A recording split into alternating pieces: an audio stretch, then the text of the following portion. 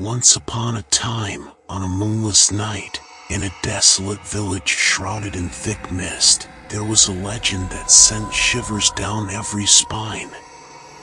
It was the legend of the crying lady. The story began many years ago when a young woman named Eliza lived in a village. Eliza was known for her beauty and kindness, but her life took a tragic turn when her husband, William, perished in a gruesome accident while working in the coal mines. Stricken with grief, Eliza retreated from the world, becoming a recluse in her eerie cottage on the outskirts of the village.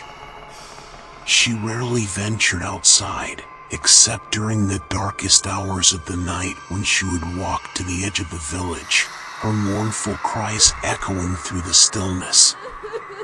The villagers believed that Eliza's cries were more than just the sounds of grief. They said that her wails held an eerie, otherworldly quality, and anyone who heard them would be cursed.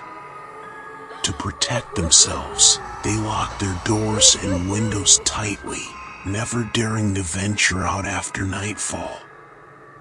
One gloomy evening, a curious young boy named Peter decided to investigate the legend of the crying lady. His friends had dared him to go to Eliza's cottage and discover the truth behind the chilling cries. Armed with a lantern and trembling with fear, Peter set out on his mission. As he approached the cottage, the air grew colder, and the eerie silence weighed heavily on his heart. He knocked timidly on Eliza's door, and to his surprise, it creaked open with a soft groan. The flickering light of his lantern revealed a dimly lit room filled with dusty, old furniture. And there, in the corner, sat Eliza. Her once beautiful face was now pale and gaunt, and her eyes, filled with anguish, stared blankly into the distance. Peter cleared his throat and asked, "Are you the crying lady?" Eliza's eyes slowly turned towards him, and a shiver ran down Peter's spine as she whispered, "Yes, I am she." "Why do you cry, ma'am?" Peter asked with genuine concern. With a trembling voice, Eliza began to recount her sorrowful tale. She explained how she had been deeply in love with William, and his tragic death had shattered her world. She had made a desperate wish on the night of his funeral, hoping to see him again. Her wish was granted, but not in the way she had hoped.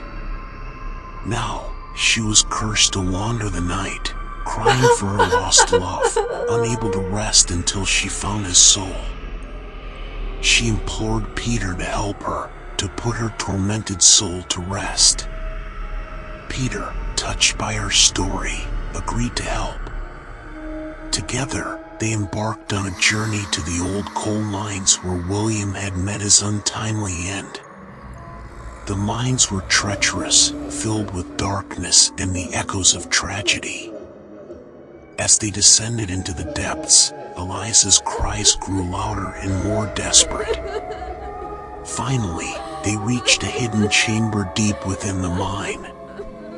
There, they found William's remains, his spirit trapped in eternal torment. Eliza approached him, tears streaming down her face, and whispered words of love and forgiveness.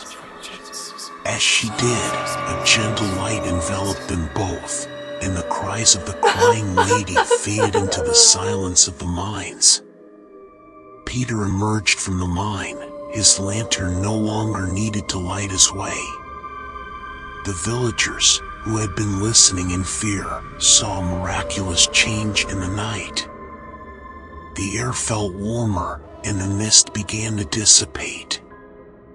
The legend of the crying lady was no more. From that day forward, the village prospered, and the memory of Eliza and William became a tale of love and redemption. And every year, on the anniversary of their journey, The villagers would light lanterns in their honor, a symbol of the love that had conquered the darkness. But Peter, the brave young boy who had ventured into the unknown, knew that sometimes the scariest stories held the most heartwarming endings.